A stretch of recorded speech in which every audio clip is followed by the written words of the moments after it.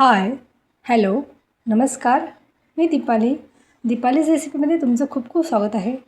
आज मी बनवले आहे 1 ते 1.5 तासात छान व्हेज थाळी. तुम्ही ही रेसिपी नक्की ट्राय करा. चला तर मग वेळ न घालवता कृतीला सुरुवात करूया. व्हेज थाळीमधला पहिला पदार्थ आहे श्रीखंड. त्यासाठी एका बाउलमध्ये एक सुती कापड घ्यायचं आहे, 250 ग्राम दही घ्यायचं आहे, व्यवस्थित असं पोटोडी बांधून पाणी निथळायसाठी ठेवायचं आहे. छान ओव्हरनाईट तुम्ही हे करू शकता किंवा 5 ते 6 तासात छान या दह्यामधलं सर्व पाणी निथळलं जातं. मी हे दही छान पोटलीमध्ये ओव्हरनाईट बांधून ठेवलं होतं आणि छान व्यवस्थित असं पाणी निथळलं जातं. एक चाळणी घ्यायची, त्यावर हे ठेवून घ्यायचं आणि रात्रभरासाठी ठेवून द्यायचं आहे. दुसऱ्या दिवशी सकाळी यामध्ये सर्व पाणी निथळलं आहे, बघू शकता तुम्ही.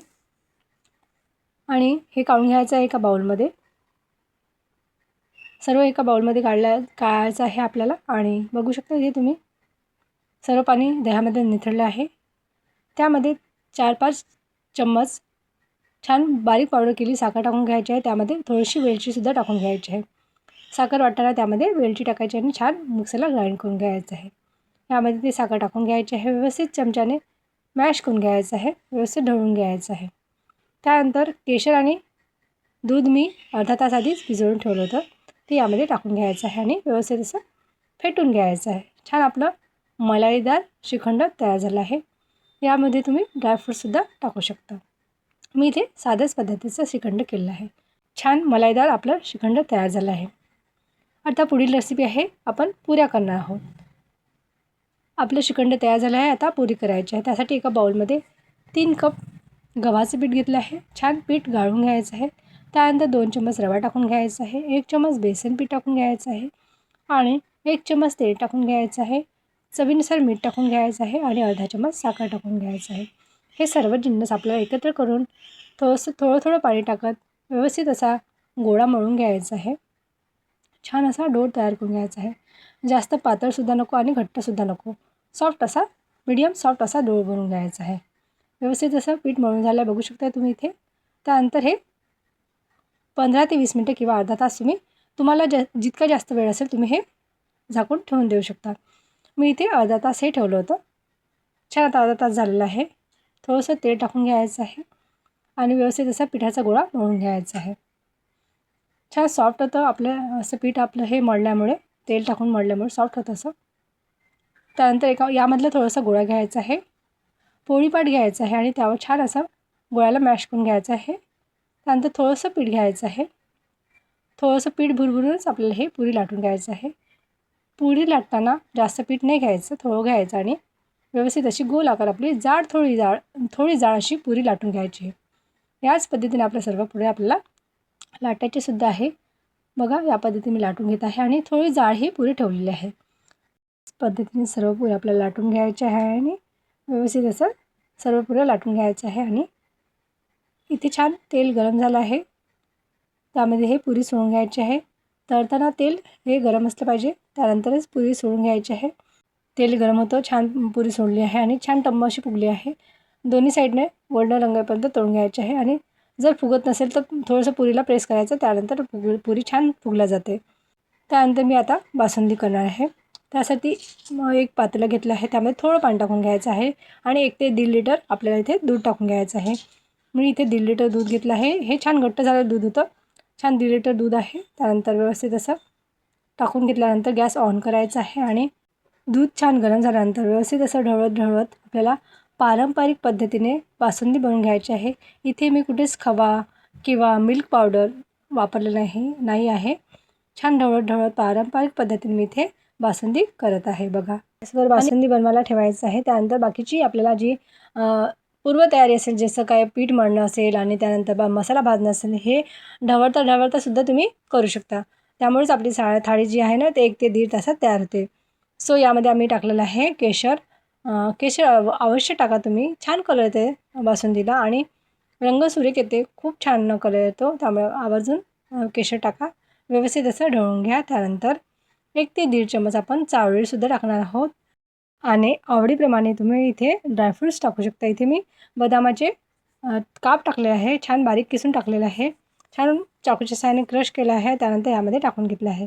छान टेक्स्चर येतं त्यामुळे. आणि जर तुम्ही पावडर फॉर्ममध्ये सुद्धा यामध्ये तुम्ही काजू बदामची पावडर टाकू शकता. मी ते छान क्रश करून टाकलेलं आहे. छान व्यवस्थित असं ढवळून घेतलं आहे आणि ते अर्धा कप मी ते साखर टाकून घेतलेली आहे. साखर तुम्ही आवडीनुसार करू शकता. कमी अधिक प्रमाणात तुम्हाला जर गोड अधिक खावंसं वाटत असेल तर तुम्ही साखरेचं प्रमाण इथे वाढवू शकता. मी इथे अर्धा कपच इथे साखर टाकलेली आहे. आणि छान बघू शकता इथे छान बासुंदी तयार झाली आपली. छान दूध आटलं गेलं आहे. व्यवस्थित असं ढवळत आपल्याला हे करून घ्यायचं आहे. बघा इथे मी साखर टाकली आहे. व्यवस्थित असं ढवळायचं आहे आणि बासुंदी मंद आचेवर आपल्याला हे आटून घ्यायचं आहे. जर आपण 1 लिटर दूध घेतलं असेल किंवा 1.5 लिटर दूध घेतलं असेल तर त्याचा फक्त 1/4 भागच आपल्याला बासुंदी करायची आहे. सो जितकं जास्त आटवता येईल तितकी आपली बासुंदीचं टेक्स्चर पण छान येतं आणि खूप छान टेस्टी पण होतं. त्यामुळे या शक्यतो असं करायचं आहे. बघा छान आपली बासुंदी तयार झाली आहे.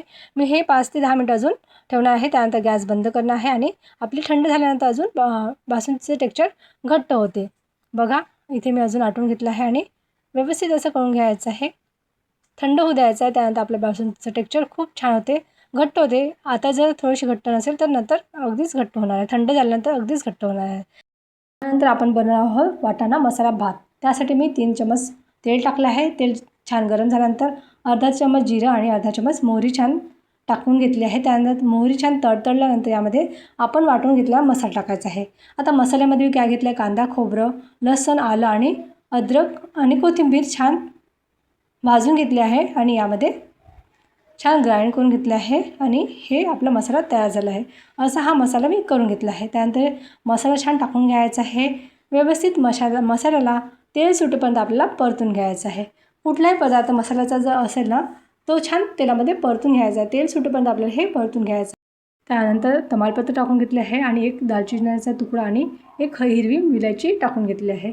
फ्लेवर छान येतो त्यामुळे टाकून घ्यायचं आहे. जर अवेलेबल जास्त खडे मसाले असेल तर नक्की टाकू शकता. त्यानंतर 1 ते 1.5 चमच मी इथे लाल तिखट टाकून घेतलं आहे. त्यानंतर पाव चमच आपण हळद टाकून घ्यायचं आहे. त्यानंतर 1 चमच तुम्ही साठवणीतला कुठलाही मसाला टाकू शकता. इथे मी गरम मसाला टाकलेला आहे. छान हे व्यवस्थित असं परतून घ्यायचं आहे. तेलामध्ये छान परतून घ्यायचं. या सर्व ड्राय मसाल्याला आपल्या ओल्या मसाल्यामध्ये व्यवस्थित असं परतून घ्यायचं आहे. त्यानंतर आपल्याला गरम मसाला टाकून घ्यायचा आहे. व्यवस्थित असं परतून घ्यायचं आहे. थोडंसं तेल सुटेपर्यंत या मसाल्यासुद्धा परतून घ्यायचं आहे. त्यानंतर 1 ते 1.5 वाटी मी इथे वाटाणा घेतला आहे. छान फ्रेश वाटाणा आहे, अवेलेबल आहे मार्केटमध्ये. नक्की जाऊन आणा आणि नक्की या पद्धतीने मसाला भात बनवसाल. सो छान व्यवस्थित परतून घेतल्यानंतर मी अर्धा तास भिजवले तांदूळ घेतले आहे. तुम्ही इथे लाँग राईससुद्धा घेऊ शकता. माझ्याकडे अवेलेबल कालीमूछ होता त्यामुळे मी हे कालीमूछ बनवले आहे. अर्धा तास आधीच भिजून घेतलेलं होतं आणि यामध्ये हे सर्व पाणी निथळून तांदूळ टाकून घ्यायचे आहे. व्यवस्थित असं ढवळून घ्यायचं आहे. सर्व मसाले ड्राय मसाला आणि ओला मसाला तांदूळामध्ये व्यवस्थित असा मिक्स करून घ्यायचा, ढवळून घ्यायचा आहे. त्यानंतर 1 ते 1.5 ग्लास इथे पाणी टाकून घ्यायचं आहे. मी इथे कुकरचे लीड नाही लावत. मी छान असंच या पद्धतीने शिजवून घेणार आहे. बाजूलाही ठेवणार आहे. त्यानंतर हे आपण शिजवणार आहोत. तिकडे बासुंदी चालू आहे. छान थोडीशी आटवून घेत आहे. बघू शकता इथे मसाला भात तयार झाला आहे. बघू शकता किती मोकळा सुटसुटीत आपला मसाला भात तयार झाला आहे. छान मोकळा मऊसूद असा मसाला भात तयार झाला आहे. त्यानंतर आपण बनवणार आहोत मटार आलूची भाजी. एक कढई घ्यायची आहे. त्यामध्ये 2 ते 3 चमच तेल टाकून घ्यायचं आहे. तेल छान गरम झाल्यानंतर आपल्याला जो वाटण केलेला मसाला आहे, आधीच मी कांदा खोबऱ्याचा जो मसाला केला आहे, जे वाटाणे भात करताना वापरला आहे तोच मसाला इथे घ्यायचा आहे. व्यवस्थित असं 2-3 चमच घ्यायचा आहे. छान तेलामध्ये तेल सुटेपर्यंत आपल्याला हे मसाला परतून घ्यायचा आहे.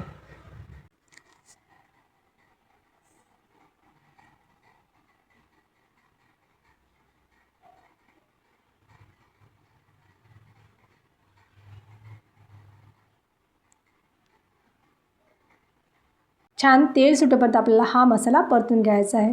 छान तेल सुटेपर्यंत आपण हे परतून घेतलं आहे. बघू शकता 5 ते 7 मिनटं हे छान मसाला यामध्ये तेलामध्ये परतून घेतला आहे. बघू शकता तेल छान सुटलं आहे.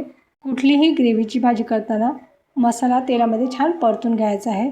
त्यानंतरच आपली भाजी चविष्ट होते. ही एक काळजी घ्यायची आहे. व्यवस्थित असं तेल सुटेपर्यंत मी हे मसाला परतून घेतला आहे.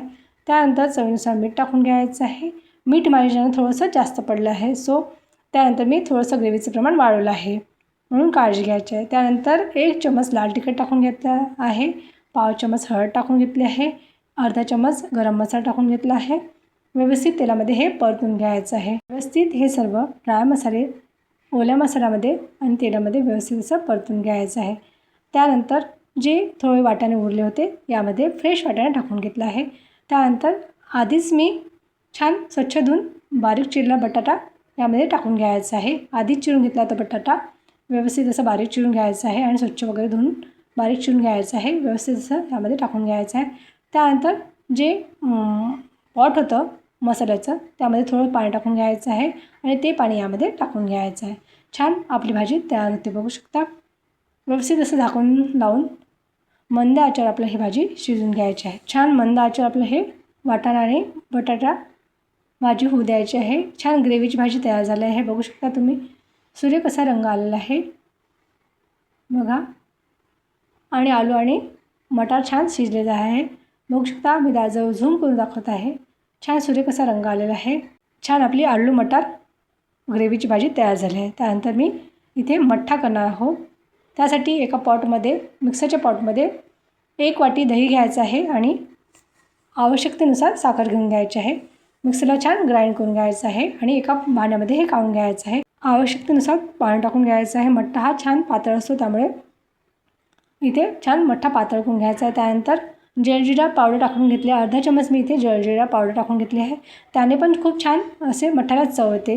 त्यानंतर थोडंसं चिमूटभर मीठ टाकून घ्यायचं आहे आणि फ्रेश कोथिंबीर, कापलेली कोथिंबीर टाकून घ्यायची आहे आणि हे मठ्ठा फ्रीजमध्ये थंड व्हायसाठी ठेवून द्यायचं आहे। आपली व्हेज थाळी तयार झाली आहे। 1 ते 1.5 तासात सहज आपली व्हेज थाळी तयार होते। छान बासुंदी, आलू मटारची भाजी, मठ्ठा, श्रीखंड आणि छान मसाले भात आणि छान टम्म फुगलेली पुरी। ही थाळी तुम्ही एन्जॉय करा आणि मी पण छान एन्जॉय केली आहे। तुम्हाला ही रेसिपी कशी वाटली हे मला कमेंटद्वारे कळवायला विसरू नका आणि रेसिपी आवडल्यास एक लाईक जरूर करा आणि अजूनपर्यंत दीपाली रेसिपी चॅनलला सबस्क्राईब नसेल केलं तर पटकन सबस्क्राईब करायला विसरू नका। भेटू पुन्हा छान छान रेसिपीसोबत, तोपर्यंत बाय।